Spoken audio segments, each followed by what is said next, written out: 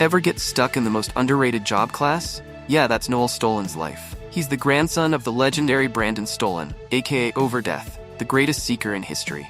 Yet somehow, Noel got dealt the talker class. But Noel's no ordinary talker. He's got one goal: to become the strongest seeker and prove that his job class won't stop him from running the world's greatest clan. 2 years ago, Noel's peaceful town faced an unimaginable threat. A level 12 abyss opened, bridging the human and demon worlds, and chaos ensued. Fire rained from the sky, and monsters roamed the streets like it was their personal buffet. Among them, a terrifying Lord monster emerged. But hey, Noel's grandfather Brandon was no pushover. He'd taken down an even stronger abyss creature, Cocytus the Silverfish, back in the day. With a reputation as Overdeath, surely Brandon would save them all again, right? Well, sort of. Brandon led the survivors to safety and faced the demon army alone, his blade cutting through enemies like they were paper. But age catches up with even the greatest heroes. Noel knew this, and yet when Brandon faced the Lord, Noel could only watch in fear as the sounds of battle faded into the night. After what felt like an eternity, Noel found his granddad lying wounded, defeated by time more than anything else.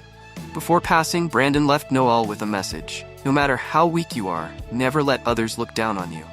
Those words burned in Noel's heart as he vowed to become the strongest seeker, even if his class was talker. Fast forward 2 years, and Noel hasn't forgotten that vow. Now leading his own team of C-rank seekers, he's got Walter, a guy with more muscle than brains, Lloyd, their slightly more level-headed leader, and Tanya, the magic expert. Their mission: to take down a Queen Lesser Vampire. Sounds simple, right? Well, if there's one thing Noel knows, it's that nothing is ever as easy as it seems. The Queen Lesser Vampire can spawn hordes of minions, which makes charging at it head-on a terrible idea. But Walter, bless his heart, suggests exactly that. As the battle kicks off, Noel starts barking orders. Everything's going according to plan, until the Queen Vampire unleashes a poisonous gas that separates him from the group.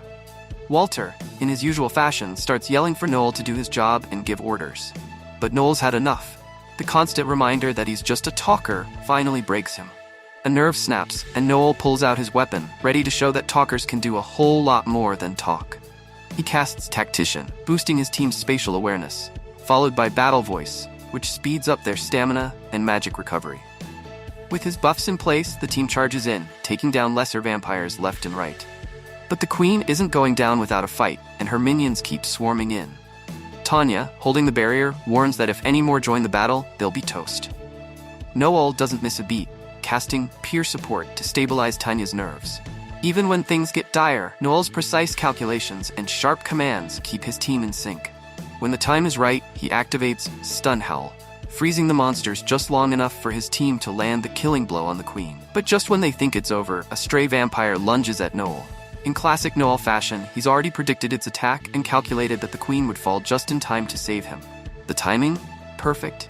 But instead of basking in his own brilliance, Noel's team thinks his strategy was a bit too reckless. Typical. With the mission behind them, the team heads to Etre, the bustling capital of the Venat Empire. Here, magic runs rampant, and so do the abysses. In fact, the entire economy relies on magical tools made from materials harvested in the abyss. Seekers like Noel and his crew are responsible for gathering these resources, and as a result, they're respected, at least the ones who have made a name for themselves. Unfortunately, Noel's group is still relatively unknown, but fame isn't on Noel's mind as they enter the city. He's got a bigger goal: forming a clan. It's an idea he's been mulling over for a while, and he saved up a hefty 7 million fil to get started. But it's not just about money. Noel knows that to become the strongest seeker, he needs to surround himself with the best of the best. After completing their first 5 million fil mission, Walter celebrates with too many drinks, while Noel stays quiet, his mind occupied with their future. Lloyd and Tanya, however, are skeptical of Noel's plan to start a clan. They're just C-rankers, after all, and the cost of establishing a clan is no joke. But Noel has been gathering information for years, and he's confident they can make it work. Besides, they're already paying steep fees to be affiliated with another clan. Why not strike out on their own? Walter, surprisingly, agrees with Noel, which helps sway the vote in his favor. But before they can get too excited, Lloyd reminds Noel that saving up to form a clan isn't enough. It's a tall order, but Noel isn't backing down. Without hesitation, he reminds the group of his ultimate goal: to become the strongest seeker in the world. He'll stop at nothing to surpass his grandfather's legacy and show the world that a talker can lead the greatest clan of all time. But just as things seem to be going in the right direction, disaster strikes.